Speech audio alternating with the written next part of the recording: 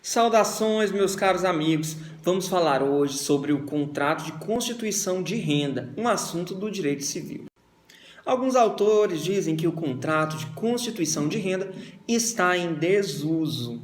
Na verdade, eu entendo que o que está em desuso é a criatividade de usar esse instrumento, porque quando vocês perceberem a sua utilidade, verão que em muitos momentos ele pode ser usado.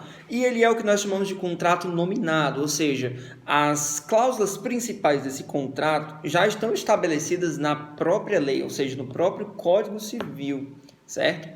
Ele não é o que nós chamamos de contrato inominado, porque assim, existe a liberdade de contratar e é possível que haja multiformas para fazer um contrato. Então, o contrato inominado é de acordo com as duas partes. O que ambos querem, se não houver um contrato específico no direito civil, ele é possível, né? Desde que não haja a infringência ali de normas constitucionais, por exemplo, ou normas legais mesmo do direito civil. Mas é possível que as partes possam contratar de forma livre e autônoma, certo? Esse é o direito civil, o direito dos contratos, né? Porém, os contratos nominados eles têm cláusulas expressas. Inclusive, esse contrato ele é solene, que nós chamamos de solene, ou seja, é um contrato que ele necessita de escritura pública. Ele é formado por duas partes, um credor e um devedor. O devedor ele também é chamado de rendeiro ou de censuário, e o credor ele é também chamado de rentista ou censuísta. A pactuação, nesse caso, ela poderia ser a título gratuito ou a título oneroso. Mas antes vamos entender o que é o contrato.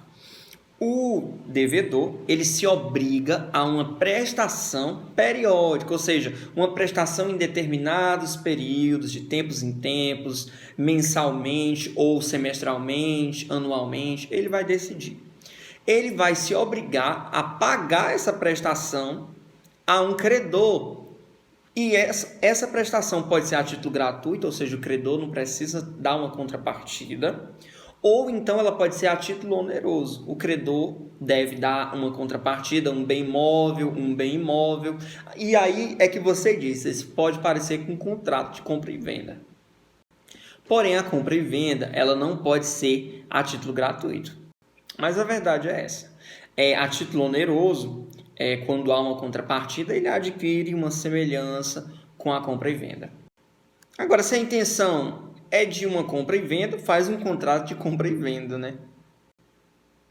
Duas características importantíssimas para esse contrato é que ele pode ser a termo certo, ou seja, o credor ele vai receber do devedor ou do rendeiro uma prestação pecuniária durante um determinado tempo.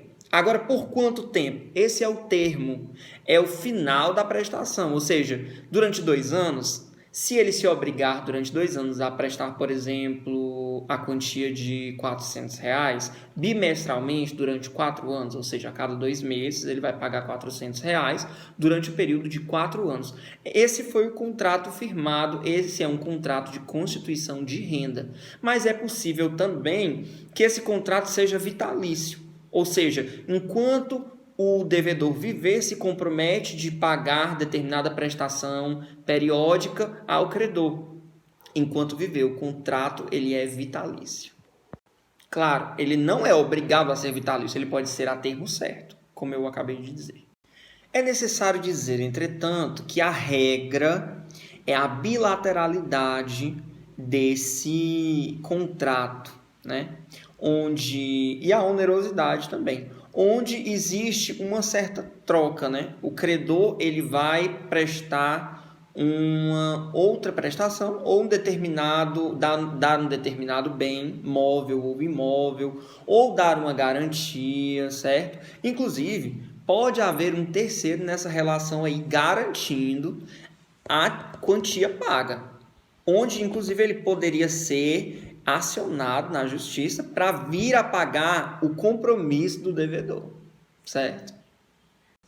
Uma característica importantíssima, entretanto, é saber se esse contrato ele é personalíssimo, ou seja, as obrigações nele podem ser transferidas, obrigações ou direitos podem ser transferidas. A resposta é depende, porque em relação ao credor, não. Se o credor morrer, ou seja, aquela pessoa que ficou de receber aquela prestação periódica, se ela vier a morrer, o contrato se extingue ali, naquele momento, de forma bem tácita, certo? O contrato se extingue. E se o devedor morrer, o sucessor vai poder se responsabilizar por essa prestação periódica. Porém, isso ocorre com mais frequência quando existe a questão da bilateralidade ou da onerosidade, onde, em troca de uma prestação periódica, o credor também forneceu um determinado bem. Então, o credor ele não pode ser lesado nessa situação.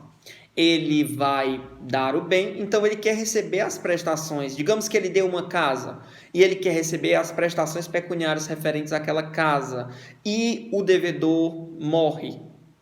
Aí o sucessor vai ter que pagar aquela casa, porque ele recebeu a casa. Isso, claro, até as forças da herança daquele devedor. É possível que o contrato de constituição de renda ele seja uma cláusula no direito sucessório, uma cláusula testamentária. Então, o testador ele não quer deixar muito dinheiro para alguém. Ele vem e diz, olha, vou deixar uma determinada quantia a ser prestada periodicamente. Então, durante a força da herança, digamos que ele tivesse a deixar 10 mil reais e ele queira que a cada mês seja pago R$ 1.000 para o herdeiro, um herdeiro X, certo? Nesse caso, haverá o contrato de constituição de renda a título gratuito. Para falar um pouco sobre nulidade dessa constituição de renda, eu criei um exemplo aqui para vocês. Imagine que alguém entra num hospital e querendo solidarizando-se com alguém que estava enfermo de uma moléstia grave, da qual, inclusive, poderia falecer a qualquer momento, certo? E essa pessoa que entra no hospital, ela decide, compromete-se a pagar uma determinada quantia durante um determinado período, a prestação periódica, certo? Desse contrato, e fica responsável com o contrato, vincula-se a uma determinada prestação, digamos R$ 200 por mês, para ajudar nos cuidados com aquele enfermo. Entretanto, se dessa moléstia grave, nos primeiros 30 dias após assinar-se o contrato, o credor, que no caso é o enfermo, que ele vai receber essa prestação, ele se chama nesse caso de credor ou rentista, como nós já falamos, né? Se ele vier a falecer dessa moléstia grave, para resguardar o devedor e os seus bens, aquilo não vai se transferir. Haverá nulidade da constituição da renda. E sobre o direito de acrescer? Eu gostaria de dizer que o direito de acrescer é vedado. O que seria o direito de acrescer nesse caso aqui de constituição de renda?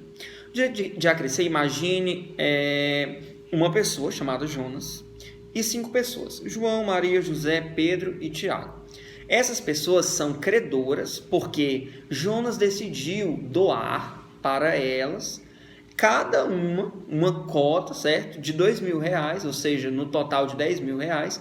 E a pergunta seria, no direito de acrescer, quando morresse um deles, o valor referente à cota do falecido seria dividida, rateada entre os outros 4. É assim que funciona no direito civil, nesse caso do contrato de constituição de renda? Não. O direito de acrescer, nesse caso, ele não existe. Em regra, certo? O contrato ele pode prever o direito de acrescer. O contrato ele é escrito, certo? Por ele ser escrito, ele vai poder ter uma cláusula que diga que há o direito de acrescer no caso de haver a morte de um dos rentistas. E se por acaso esses 2 credores ou beneficiários forem cônjuges, aí existe uma certa divergência. A doutrina de Pablo Stolze entende que Se for gratuito, aí sim o cônjuge ele vai poder receber a cota referente ao seu marido, porque se aplicaria, no caso, as mesmas regras da doação. Já para Silvio Venosa, não.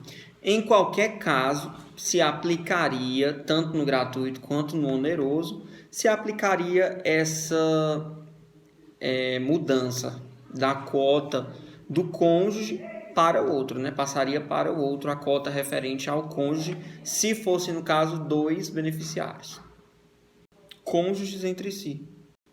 E a verdade é que ainda tem muita coisa sobre esse contrato, mas eu tentei trazer os pontos mais importantes para que vocês entendam o contrato, entendam quando ele pode ser utilizado. É um instrumento que eu entendo que caiu em desuso mais por desconhecimento do que por utilidade, porque eu entendo que ele pode ser utilizado sim, ao invés de contrato de compra e venda em alguns casos, certo?